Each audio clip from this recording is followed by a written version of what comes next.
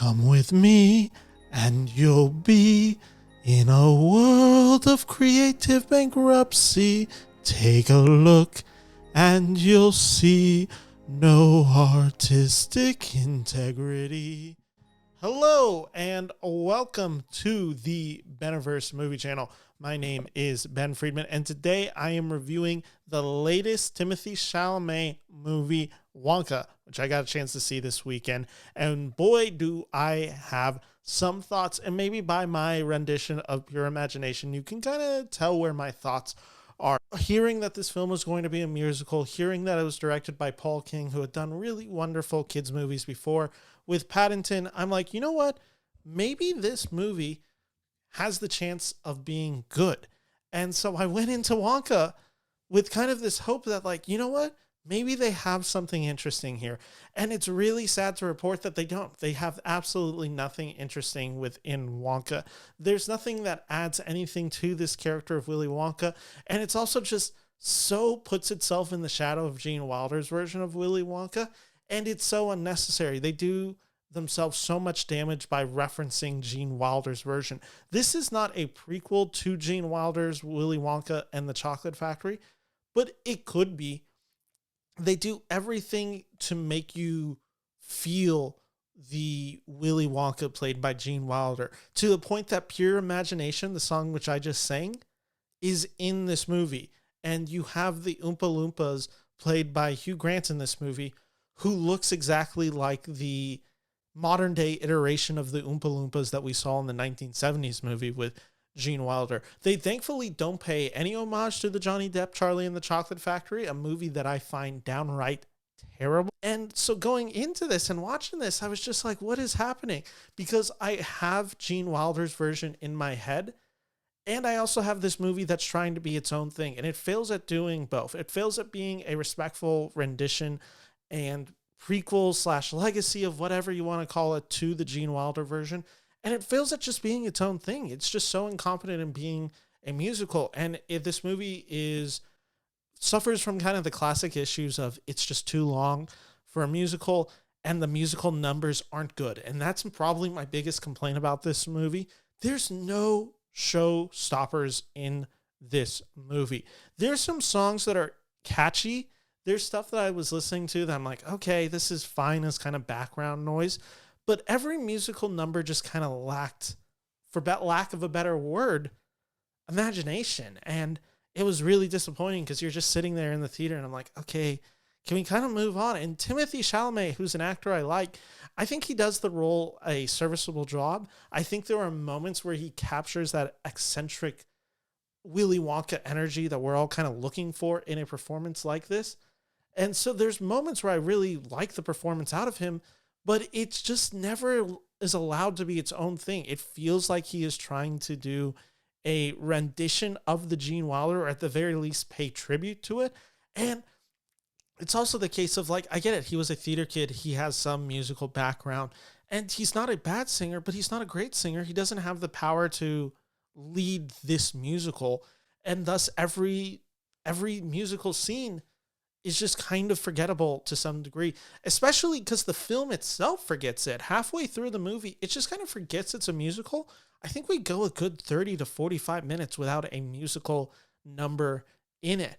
And there's other aspects of this movie that I want to talk about. I wanted to highlight the best performance out of this movie, which was a young girl named Calah Lane. She plays Noodle, an orphan girl who becomes Willy's assistant.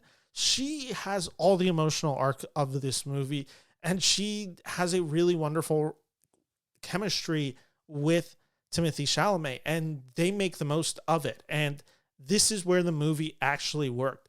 This movie has one of the most emotionally manipulative cries I've ever seen in a movie, but full credit to it, it got me. It emotionally affected me. I was a bawling mess in the third act of this movie. I was just so stunned at what they had done, and it was so creatively bankrupt. Like, you just knew exactly what they were doing, and you felt where the heartstrings were being pulled. And you're like, this is so cynical, and they're going for the easy cry. But sometimes the easy cry is effective, and it got me in a pretty big emotional way. I wasn't expecting to feel this watching Willy Wonka. There's a lot of just British actors in here. Obviously, Hugh Grant plays an Oompa Loompa. He's really funny in this role. I actually have to give Hugh Grant credit. I really liked whenever the Oompa Loompa was on screen. It's just that the Oompa Loompa is not on screen enough. You have other performers such as Sally Hawkins, who plays Willy Wonka's mother in this movie. She's here for a small but pivotal scene. You have Olivia Colman in this movie for just a really fun little amount of time, but she makes the most of it. And specifically, you have Rowan Atkinson in this movie, Mr. Bean himself. He's just, I don't know what he's doing in this movie. And it's this whole subplot involving a Catholic church priest who's a addict to chocolate and who's like covering this. This movie's The Godfather for some reason. There's like this huge like chocolate mafia. And that's not like a joke. Like that is actually the big plot of this movie. The villains are a chocolate mafia formed by like 3 bosses. And it's not good. And the story goes on way too long. And it becomes really stupid. It has an element of police corruption with Keegan-Michael Key coming in this movie I just don't fully understand what they're trying to do with this character. It's just really not good. And I would almost be able to excuse this movie as just like a not good musical for kids. It's the fact that they have to make it so in your face that this is inspired by Gene Wilder. It doesn't have the exact costume of it, but you can see the visual inspiration within it. Even in Willy Wonka's costume himself that Timothée Chalamet wears.